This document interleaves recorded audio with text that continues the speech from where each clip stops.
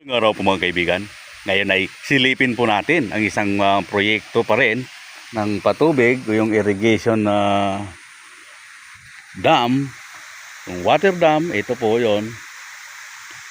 Pero actually, ang naging project po rito ay yung pag-construct ng sa signage o marker. Opo.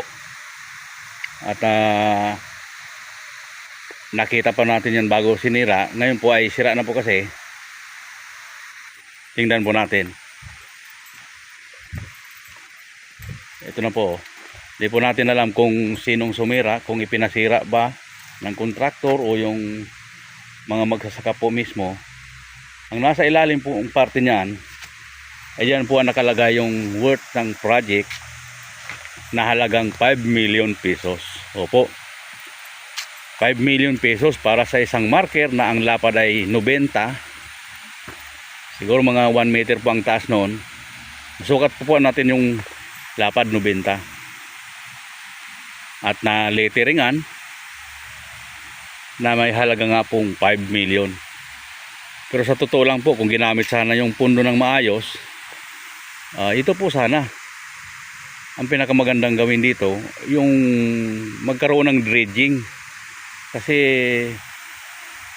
napakaliit po nitong dam na to o kumpara, dahil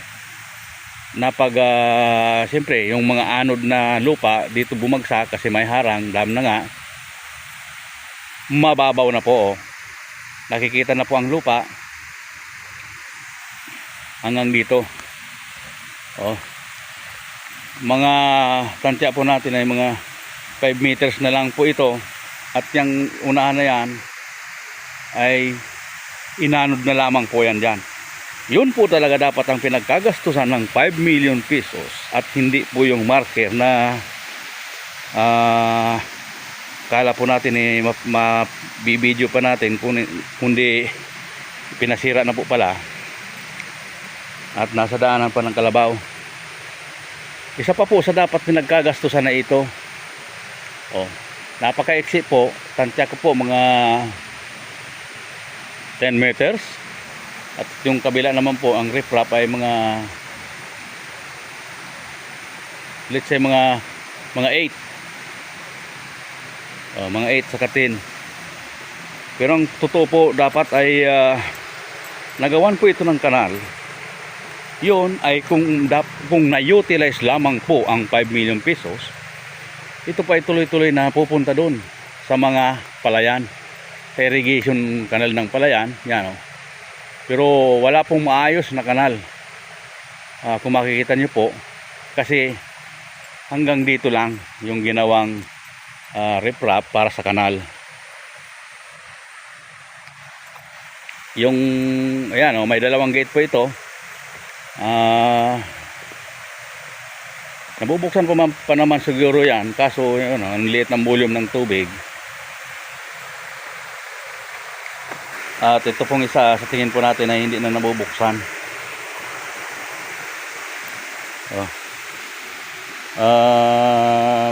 Bumibigay na po ang bakal. Siyempre bakal, kalaban, kalawang. Ito po yung dapat na naayos sa 5 million, yung rehab nito. Ayan o. Doon po talaga ang daan ng sapa. Pababa po yan. Umu-overflow pa rin naman kasi sarado yung gate na isa. At konti lang po yung volume na lumalabas. Dito po bumabagsak yung malaking volume ng tubig dito sa sapa na to kasi hindi naman po talaga nakukuliktang lahat na para sa palayan yung tubig. Mas malakas pa rin yung pumupunta rito sa sapa. Kung sa bagay naman po, may isang magandang dulot naman po yung dam na ito dito sa panig na to ng sapa, dahil nagkaroon siya ng parang pulse.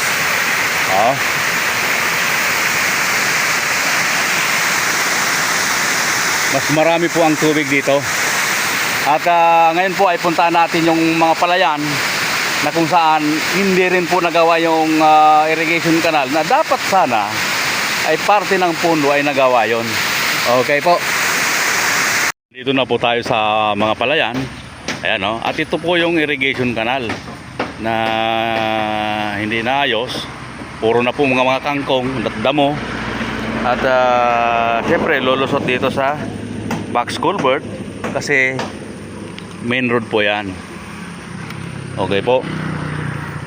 Sa kabila naman po ay ito kasi mayroon pong nagpatayo ng bahay. Yung parte po nila ay ginawa na ng remedyo, nasintadahan. Tuloy-tuloy po ito doon. Ang palayan dito, malawak po ang palayan na to. Hanggang sa kabila pa ng mga nyug na yon. At yung kanal po ay diretso naman po hanggang sa kasunod na barangay. May sapa po ron. Kung tatantyahin po natin, mga 2 kilometro po ito ang kanal hanggang doon sa sapa, mula po doon sa water dam. No? Na sana kung na-utilize yung budget ay yan po ang prioridad, yung irrigation canal. Pwede rin pong gamitin ang bato, riprap, o pwede rin naman sa hollow blocks, pero kasi malapad, mas maganda po yung sa riprap na lang.